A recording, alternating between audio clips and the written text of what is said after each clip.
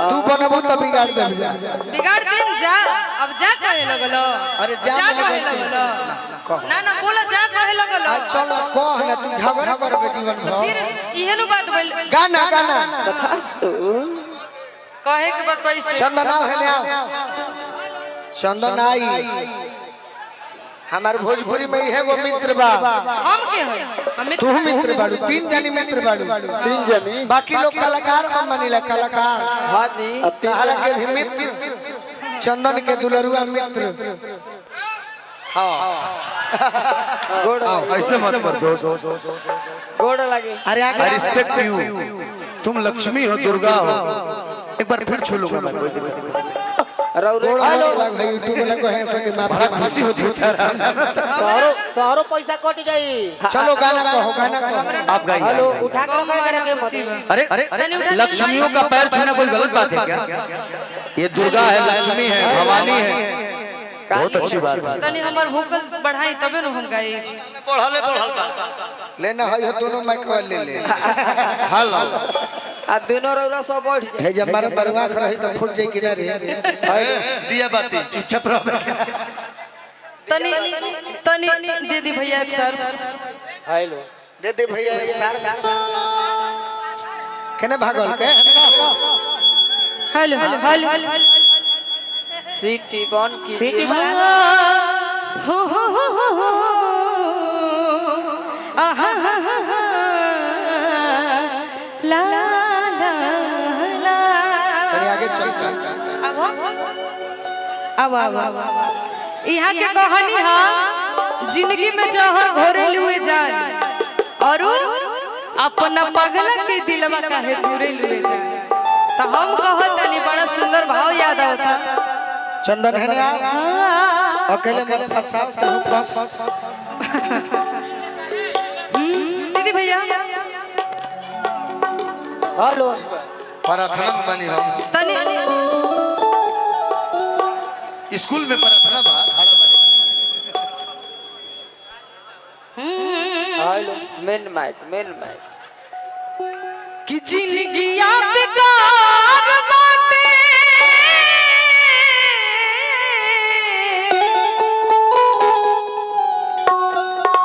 कि जिंदगी बेकार बाटे अरे मरना के बिना के करा पर कहत रही बता सब पे कहत नहीं सुनो सब पे माने लोग को बतिया सुनो खाली हमारे हाथ में खींचते हैं कर हाथ में घून लगल बा तनी तनी तनी देखो अतना जल्दी पोलियो मार देले बा सुनो ना जानो तनी दुखित बाड़ू हमरो मेरा उतारल नहीं खराब नहीं खे हम कहां कहो ये राई है खड़ा हो जाए तो तू कर सामने कुछ नहीं खे अरे अरे वो हमारा से मत करो हां गावा झगड़ा ना ए तू कर हम ना गाई बेकार जोरे हम तारा संग नहीं खिगावे फालतू बात मत कीजिए फालतू बात नहीं है यहाँ पर गाना गाइए सावधान लगा तड़ू बोने ही हो तक ये बहुत बड़े सीनियर कलाकार है भाई इनको गाने ऑर्डर ऑर्डर हम जानते हैं अरे पगला कहां भी कुछ भइल है अब तो गाड़ी हम लाइन पर ले ले रहे कैसे कैसे सुघुरा के तेहू का बढ़ा दे क्यों भुला के मत चल है ना अच्छा मैंने कुछ बोला है क्या तभी वो कुछ नहीं खे बोलने अभी गाने ना गाते हैं पगला है ना गाइए अगला बात हम ना गाए गाना चल हम तू बनी जाऊंगा तू अरे हम चुपचाप बानी भाई हम कहा कुछ बोलते नहीं यार भगा देलक मैं हमार धोल धोल भैंस लेवाड़ मार देलक दीपिका जी कमेटी के आदेशानुसार आप मंच पर आ जाइए। दीपिका जी आप कमेटी के आदेशानुसार आप मंच पर आ जाइए। दीपक भैया अध्यक्ष जी सब लोग यहाँ आपका इंतजार कर रहे हैं, आप आइए। आप इतना जल्दी रणभूमि छोड़ दीजिएगा, क्या बात है यार। चलो जल्दी को रणभूमि छोड़ देगा। अरे मैं यार किसी को कुछ बोलना नहीं चाहता हूँ। बोलेंगे, मौका मिलेगा तो अनिल बोलेगा यार। पहला बार अच्छा दीपिका जी मैं आपसे रिक्वेस्ट कर रहा हूँ, प्लीज आप आइए। आपको देखने के लिए यहाँ पर हजारों लोग आए हैं, प्लीज मैं आपसे रिक्वेस्ट कर रहा हूँ। और ये मैं आपसे मैं जितने भी कलाकार हैं सभी कलाकार बंधुओं से मेरा रिक्वेस्ट मुझे मत कहिए, मेरा दोस्त नहीं है। एक मिनट प्लीज, आप थोड़ा सा रिक्वेस्ट, मेरा रिक्वेस्ट को मानिए प्लीज। अब मैं 2 मिनट आपसे रिक्वेस्ट कर रहा हूँ, 2 मिनट आपसे भी कर रहा हूँ।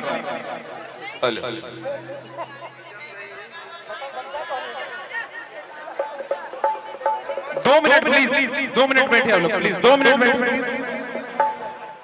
दीपिका जी हम रिक्वेस्ट कर रहे हैं, आप कोलकाता से आई हैं और बहुत लोग आपको यहाँ पर इंतजार कर रहे हैं आपको सुनने के लिए। आप इतना अच्छा गाती हैं और मैं आपको भरोसा दिलाता हूँ कि मंच जो है सभी को सुनने लोग आए हैं, तो यहाँ पे सबको ही आराम से गाएगा प्लीज। देखिए मैं किसी से गुस्सा नहीं हूँ, मेरा मन मिलना चाहिए ना। वो लोग बड़े कलाकार हैं, हम छोटे कलाकार हैं, हम नहीं उनके हिसाब से गा पा रहे हैं, तो मैं क्या कर सकती हूँ। वो सीनियर कलाकार है हमसे, बहुत सीनियर है, हम छोटे मोटे कलाकार हैं, इसीलिए हम थैंक यू बाबू देखिए, बाबू बाबू अभी उनके अल्फाजों से झलक गया कितने अब सीनियर सुनिए, हम एक लाइन में खारिज कर देंगे, संगीत यहाँ से शुरू हो जाएगा। अल्फाज आपको बता देता है आपके संस्कार और आपकी सीनियरिटी। अल्फाज बता देता है, आपके शब्द बता देता है आपके संस्कार से बिलोंग करते हैं, आपका सीनियरिटी क्या है। देखिए एक मिनट देखिए, ये मंच हम लोग कहाँ उपस्थित हैं, ये गोवर्धन पूजा का समारोह है, ये कोई महाभारत का अखाड़ा नहीं है।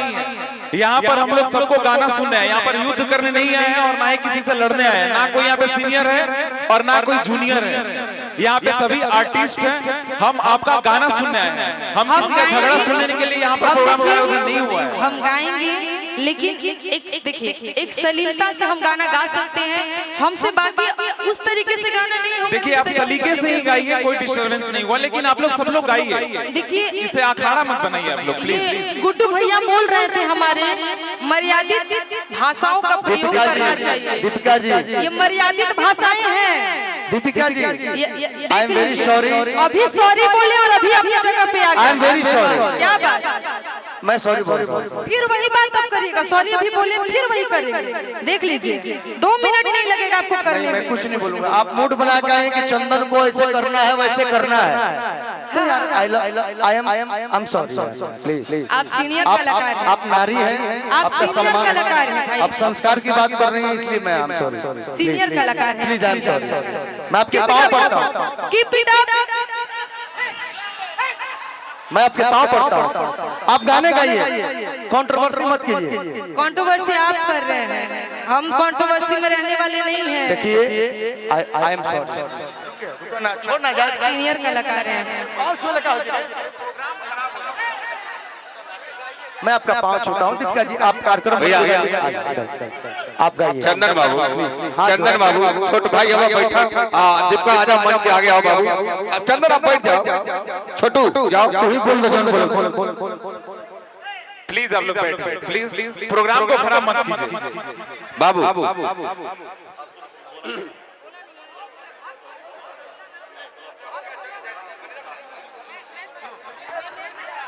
गोलू उड़ो।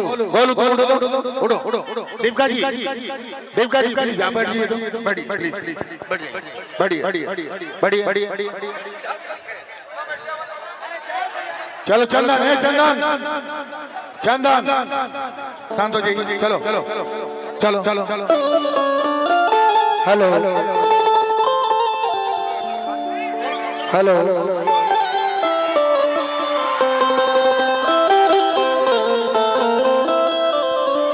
कोई मेरे समाज को ये ना कहे कि तुमने अपने समाज में बुला के मुझे बेइज्जत किया, इसलिए मैं आपका पैर पड़ रहा हूँ। मैं कुछ नहीं बोलूंगा, मैं कुछ नहीं गाऊंगा, आप गाइए। तुम गलत नहीं हो, मैं स्वीकार कर रहा हूँ, तुम गलत नहीं हो, क्योंकि कलाकार आते हैं किसके लिए? हमारे लिए। हम उन्हीं के रूसन सनी से गाए खाती ना। दीपिका भी हमार मित्र है, लेकिन आज के मंच पर उनकर गलती बा क्यों नहीं खीगा। हाँ हेलो, दीपिका हमार मित्र है, हम उनका के बड़ी सम्मान से बोलौनी है। वो अली भी, लेकिन उनका मिला जुला के रात हो के बात बा काम निकाले के चाहिए। कार्यक्रम करे के चाहिए और मंच के बाद दुख मन जनबो त ना बात चलो हम कुछ गीत सुना दी ओकर बाद अभी हमार दोस्त ना एक जना हमार दोस्त मत है आ चंदन के भी दोस्त मत है कि केहू लड़की के हमने के बेइज्जत करे नहीं जाए। हम लोग मरते हैं अपने श्रोताओं के बल पर। कमेटी जहाँ जाते हैं वहाँ चाहते हैं कि हमारी कमेटी हमारा भाई है, हमारे श्रोता भगवान है, और कुछ हम नहीं चाहते। चलिए छोटू भैया दीपिका, दीपिका फिर भी आगे रहा जवानी एक सेकंड अभी भी वक्त बा ये कार्यक्रम के तरी बेजाय मत के ते कार्यक्रम के संभाल ली हो। चंदन जोरे कोई हो चाहे मत कोई हो, बाकी अच्छा बात बोल के ये कमेटी खाती और चंदन खाती गोलू खाती सबका खाती कह के जाए। तू गई हो चाहे मत गई हो, तू अकेले गई हो, बाकी कमेटी के नाम खराब ना होके के चाहिए। हमारा चंदन के नाम जवानी बा पलानी में फांसा जवानी बा पलानी में फांसा भकार बाड़े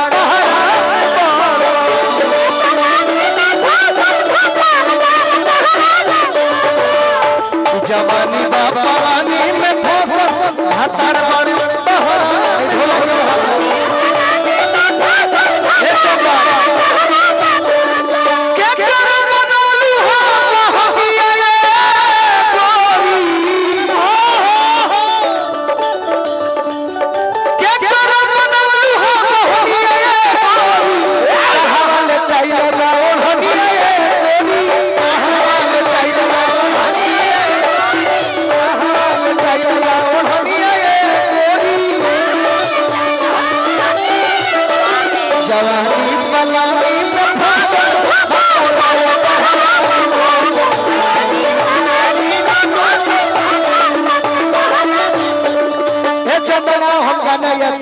चल चली चल अपन कला दिखावल जाए भाई। काफी काफी तू भाई अब क्या कर लगा गावे लगा